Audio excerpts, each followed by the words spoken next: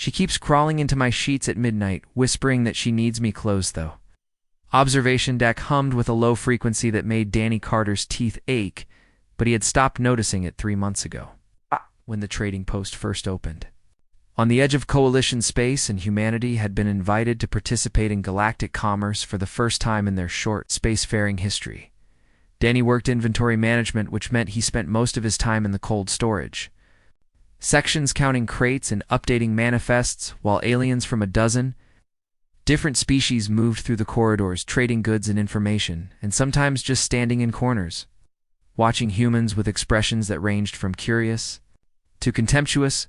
The Vryn were the most common visitors to the post, and they looked almost human except for the way their joints bent backward and their eyes reflected light like a cat's in the dark, and their skin had a faint iridescent quality that shifted colors depending on their mood. He first saw Kira in the commissary during the second shift meal, when most of the station was quiet and the lighting had been dimmed to simulate night cycles for the human workers, and she sat alone at a corner table picking at something that looked like fruit but moved slightly on her plate. She was Vryn, but different from the others, because her scales had a deeper blue tint, and her movements were more careful and deliberate, like she was constantly aware of taking up space in a room. And when she looked up and caught him staring, her eyes flashed gold for just a moment before settling back to their normal amber-colored. Danny looked away quickly and focused on his food, but he could feel her watching him, and it made his skin prickle with an awareness that was part fear and part something else he did not want to name. Over the next few weeks, kept seeing her in places where Vryn usually did not go, in the human sections of the station and the maintenance corridors, and once in the observation deck at 0300 hours, when he could not sleep and went to watch the stars, and she was already there standing so still he almost missed her. In the darkness they did not speak at first, but gradually started exchanging nods and then brief greetings, and then one night she asked him what Earth was like, and he found himself talking for an hour about oceans and forests and the way rain smelled on hot pavement, while she listened with an intensity that made him feel like every word mattered. Her name was Kira, and she was a xenobiologist studying human behavior and integration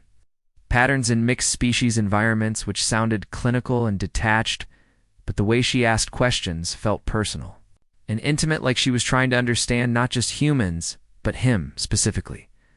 First time she came to his quarters was during a station-wide power fluctuation that knocked out heating in the alien sections, and the station commander had authorized temporary housing reassignments, and Kira appeared at his door with a small bag and an expression that might have been embarrassment. Though it was hard to read Vryn facial features, his quarters were small, and the standard human accommodation, with a sleeping area and a tiny sitting space and a bathroom that barely fit one person, and Kira looked around with obvious curiosity. Touching things gently like she was afraid they might break, she set up a sleeping pad on the floor, but at midnight he woke to find her standing beside his bed, and her eyes were glowing faintly in the dark. And when he started to ask what was wrong, she made a small sound that was almost like a whimper. The Vryn did not make sounds like that, and everyone knew. They were a proud species, and showing vulnerability was considered deeply shameful in their culture, and Danny sat up slowly and kept his voice quiet when he asked if she was all right. She did not answer directly, but instead asked in a voice so soft he barely heard it if she could stay near him just for tonight, because her quarters were too cold and too empty, and she was having trouble regulating her body temperature alone. Pulled back the covers without thinking, and she slid in beside him, and her body was cool against his warmth, and she curled into a tight ball like she was trying to make herself smaller, and he could feel her trembling. Danny did not sleep much that night because he was too aware of every breath she took, and the way her scales felt smooth and slightly rough at the same time against his arm, and the faint scent she carried that was like ozone and honey. And when morning came, she was gone before his alarm went off. He thought maybe it had been a one-time thing, but the next night at midnight she came back, and this time she did not wait by the bed, but climbed in immediately and pressed herself against his back and whispered that she needed him close, that being alone felt wrong in a way she could not explain. This became their pattern, and every night at midnight Kira would slip into his quarters and into his bed and curl against him, and sometimes she talked about her home world and the family she had left behind, and sometimes she just breathed. In sync with him, until they both fell asleep, the other humans on the station started noticing, and Danny caught looks and whispers in the corridors, and his supervisor pulled him aside to remind him that fraternization with alien species was not technically forbidden, but was strongly discouraged due to cultural complications and biological incompatibilities. He tried to tell Kira that maybe she should stop coming, but when he brought it up, she looked at him with such raw pain in her eyes that he immediately took it back and said he did not mean it, and she pressed her forehead against his chest and made that small whimpering sound again. It was Lieutenant Brooks, who finally explained what was actually happening, and Danny had gone. To her, because she had been on the station longer than anyone and understood alien customs better than most, and when he described the situation, she got very quiet and very serious. The Vryn bonded, and Brooks told him, and not romantically or sexually. The way humans understood those concepts, but on a deeper psychological level, where they imprinted on individuals, made them feel safe, and once a Vryn bonded, they could not unbond without severe psychological trauma. Kira had bonded to him, and Brooks said, and probably without meaning to, because Vryn usually only bonded to their own species, and the fact that she had bonded to a human suggested she was either damaged or desperate or both, and now she would need physical proximity to him to maintain her mental stability. Annie felt ice form in his stomach because he had not understood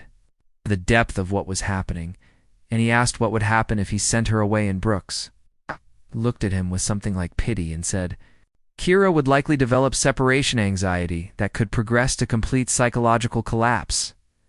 Could not do that, and he realized, and even though the situation terrified him because he barely knew this alien woman, and she had somehow made herself dependent on him in a way that seemed wildly unfair to both of them, and he could not be the person who destroyed her. That night when Kira arrived at midnight, he was waiting, and he told her. He knew about the bonding, and she went very still, and her scales shifted to a dark purple that he had learned meant shame, and she started to back toward the door. Danny caught her hand, and it was the first time it initiated touch between them, and her skin was cool and smooth, and he pulled her back and told her it was okay, that he understood now, and she could stay. She looked at him with those amber eyes and asked in a breaking voice if he was certain, because she knew it was not fair to burden him this way, and she had tried to stop it from happening, but humans had something that Vryn did not have anymore, and she could not explain what it was, but being near him made the emptiness inside her feel less vast. Did not have words for that, so instead he just held her, and she collapsed against him, and her whole body shook with something that might have been crying. Except Vryn did not cry tears, and after a long time she calmed, and they lay down together, and she tucked herself against him like always. The station director called him in 3 days later, and Commander Patterson was a stern woman who had spent 20 years in deep space and did not tolerate complications, and she told Danny that his situation with the Vryn scientists had been noted and was causing concern among the coalition observers, apparently interspecies bonding between humans and Vryn was unprecedented, and the Vryn delegation was divided on whether Kira should be recalled to their home world for psychological evaluation and reconditioning, which Brooks had quietly told him was a polite term for having her memory wiped and her personality restructured. Danny felt anger rise in his chest, and he told